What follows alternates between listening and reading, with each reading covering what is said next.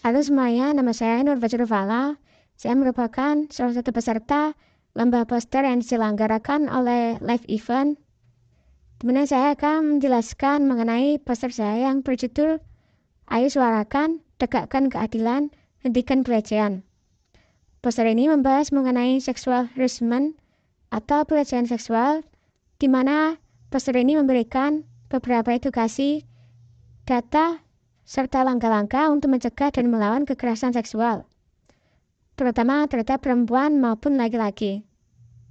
Berikut merupakan penjelasan detail mengenai konten poster saya yang saya buat. Yang pertama, yakni definisi pelecehan seksual.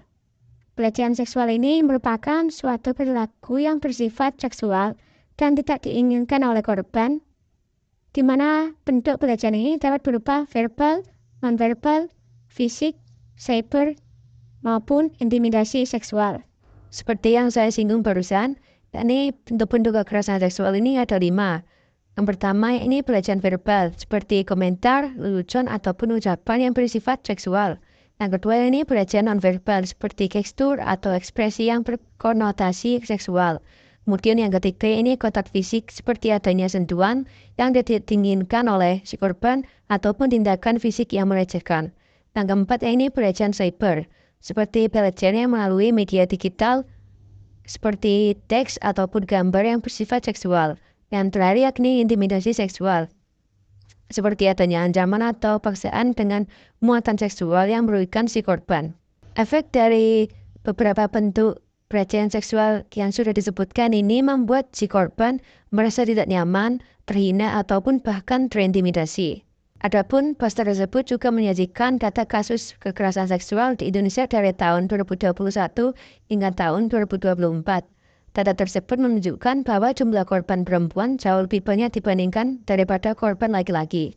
Tahun 2023 mencatat angka kasus kekerasan seksual mencapai 29.883 kasus.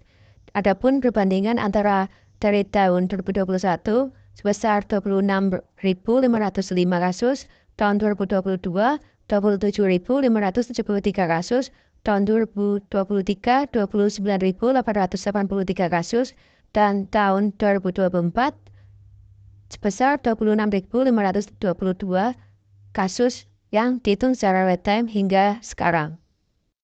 Poster yang saya buat ini juga menyoroti beberapa dampak psikologis yang dialami korban kekerasan seksual, seperti adanya trauma, seperti rasa takut dan mendalam akibat pengalaman yang buruk, depresi, seperti perasaan sedih, berkepanjangan hingga gangguan mental, cemas, seperti ketakutan berlebihan yang mempengaruhi kehidupan sehari-hari, dan tidak percaya diri, seperti korban seringkali merasa tidak berharga dan kehilangan rasa percaya diri.